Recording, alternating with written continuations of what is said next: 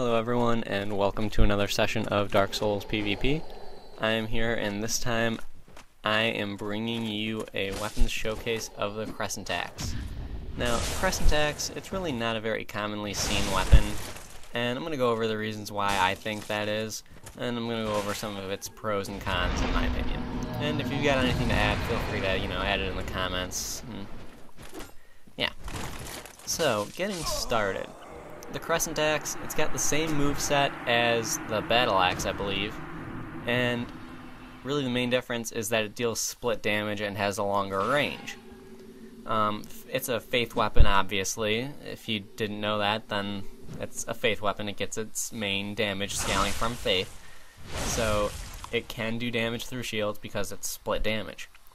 Now, that being said, let's get started with its benefits. Now, right there, it's really good at stun locking. I don't know exactly how much poise that this guy's got, but it still was quite easy to stun lock him. And I really wanted to get him off that cliff, so, I did. And I got a ton of souls for that. I don't know why he wasn't able to defend himself any better than that, but oh well, I'm not going to complain. Now, the Crescent Axe, another benefit of it is that it's got really wide arcing swings. Now, this is really good if you're playing unlocked, and even if you're not, it's still really useful for people who are trying to backstab fish you, because you can just keep swinging away at them, and they won't be able to backstab you, because they're going to be keeping their shield up and trying to, not take an axe to the face. So that's definitely another good benefit to it. So far we've got its stun locking ability and its wide arcing swings.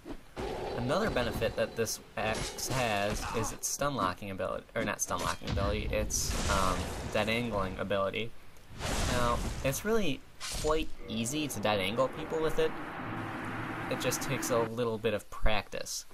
Now, if you've got someone who's standing pretty much right in front of you with their shield up, you can literally walk to the side of them and swing your axe, and it will pretty much dead angle them because of its wide swings. Another benefit, actually, something I've been doing quite a bit with it, is using its running attack to set up a parry. Now, right there, I knew I wasn't going to hit him with that. I knew I wasn't going to hit him at all. I purposely did it, though, because I knew it would leave me open for a backstab, and I knew if I got the timing and distance right, I'd be able to turn around in time to parry him before it happened. So, right there, actually, he was trying to backstab me, and he couldn't get around me because I kept swinging the axe. And I think I did split damage through a shield for the kill, so more benefits. Now, I think, in my opinion, one of the main reasons why this weapon isn't very commonly used is because of the lack of faith builds. Now, I'm starting to see them more and more now that the arena is up and now that the DLC is here, but it's still not as common as intelligence builds, and really the extent of faith builds I'm seeing are ones that use Wrath of the Gods and spam it, ones that use Sunlight Blade and Darkmoon Blade, or ones that have just the basic heal for the arena.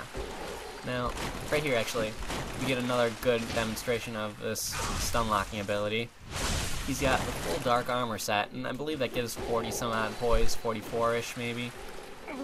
I don't recall exactly what it gives, but I was able to stun lock him in one hit. So, that's definitely good. And right there, I dead angled him. So, more proof of this weapon's usefulness.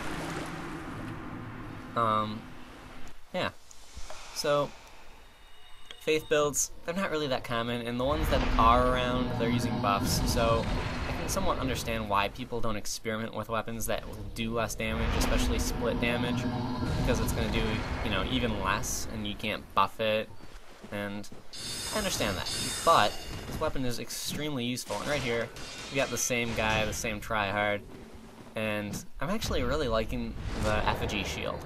It's a small shield, it's got decent defenses, and I just have some good memories of it. One of my friends one time, he got it and called it the Effigy shield, and his girlfriend and I thought it was just hilarious at the time, so we've been making fun of him since. he's probably gonna get kind of mad at me for, saying it here, but that's okay. I'm a good friend. I can make fun of him as much as I want. Alright, anyway, that's a completely off-topic story. Now, the Crescent Axe, it does decent damage with its criticals, so there's another plus. So overall, we've got decent damage overall, even though it is less than a fuse buff, it's still pretty decent. We've got wide arcing swings that are good for dead angling, and they're good against defending against backstab fishers. We've got excuse me. We've got its dead angling, obviously, and it's stun locking, which is extremely easy to do. So yeah, those are all of its pros. Now, its cons, I'm thinking, are, in my opinion, very few and far between.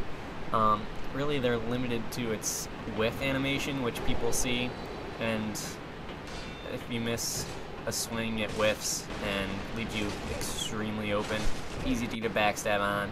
It's really not that big of a deal, though, in my opinion. Another is the split damage. It does less overall, so yeah. Alright, now that's all done, that's all said. If you've got anything else you feel like adding, anything I forgot to say, please add it in the comments. And thank you for watching. I hope you all enjoyed. I hope it helped, and I will see you next time.